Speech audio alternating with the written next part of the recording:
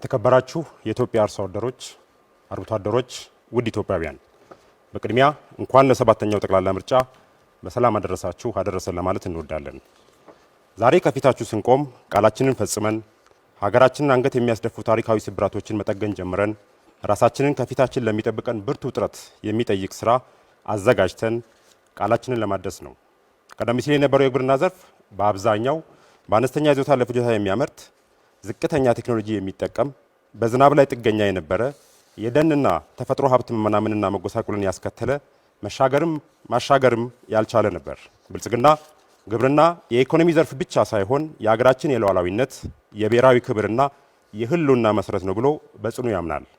ሀገራችን ለዘመናት የአባይ ውሃ እያላት የተጠማች፣ ለም መሬት እያላት የተራበች ያስባላትን የታሪክ ስብራት በመጠገን በኢኮኖሚያችን ላይ ልዩነት የፈጠሩ ፈርቀዳጅ ስራዎችን እየሰራን ነው። የኛ ሐሳቤ ግብርናን ከሞፈርና ዝናብ ጥገኝነት ማላቀቅ፣ አርሶና አርብቶ አደሩን ደግሞ ከዕለት ደራሽ እርዳታ ጠባቂነት አውጥቶ የሉዓላዊነት ክብርን እንዲቀዳጅ ማድረግ ነው። በዚህ ረገድ ከተመዘገቡ ተጨባጭ ውጤቶች መካከል ሀገራዊ አጠቃላይ ምርት መጠንን ከነበረበት 516 ሚሊዮን ኩንታል ወደ 1.57 ቢሊዮን ኩንታል፣ የታረሰ መሬት መጠንም ከ12.6 ሚሊዮን ሄክታር ወደ 32.2 ሚሊዮን ሄክታር አሳድገናል። ለስንዴ ግዢ በየዓመቱ ይወጣ የነበረውን $1 ቢሊዮን የውጭ ምንዛሪ በማስቀረት ኢትዮጵያ ዛሬ ትርፍ ምርት ወደ ውጭ መላክ የጀመረችበት አዲስ ምዕራፍ ላይ ትገኛለች። በሩዝ ኢኒሼቲቭ 13.1 ሚሊዮን ኩንታል የነበረው ገቢ ምርት ወደ 4.4 ሚሊዮን ኩንታል ዝቅ እንዲልና ሀገራችን ሩዝ ከውጭ ለማስገባት ታወጣ የነበረውን $442 ሚሊዮን በማዳን ኢትዮጵያ በልጆቿ ጥረት ራሷን መመገብ እንደምትችል በተግባር አሳይተናል። በሌማት ትሩፋትና የእንስሳት ሀብት ልማት በሰራናቸው ስራዎች የወተት ምርትን ከነበረበት 4.3 ቢሊዮን ሊትር ወደ 13.7 ቢሊዮን ሊትር፣ የእንቁላል ምርትን ከ1.1 ቢሊዮን ወደ 9.8 ቢሊዮን እንዲሁም የማር ምርትን ከ86,000 ቶን ወደ 204,000 ቶን በማሳደግ የምግብ ዋስትናችንን ከማረጋገጥ ባሻገር የዜጎቻችንን መርጦ የመመገብ መብት እያረጋገጥን እንገኛለን።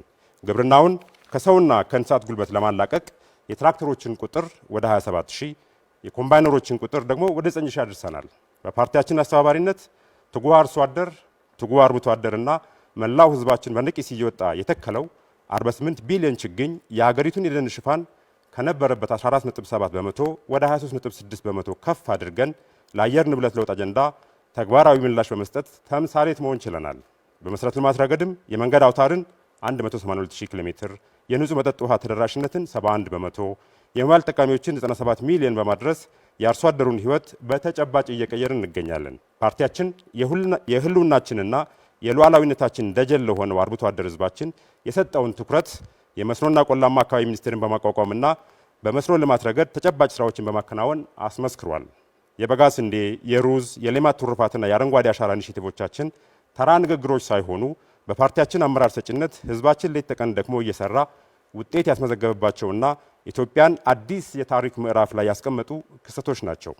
ውድ ኢትዮጵያውያን፣ ኢትዮጵያ ከራሷ አልፋ ሌሎችን የምትተርፍበት ጊዜ አሁን ነው። ኢትዮጵያ አፍሪካዊት የብልጽግና ተምሳሌ የምትሆንበት ጊዜ አሁን ነው።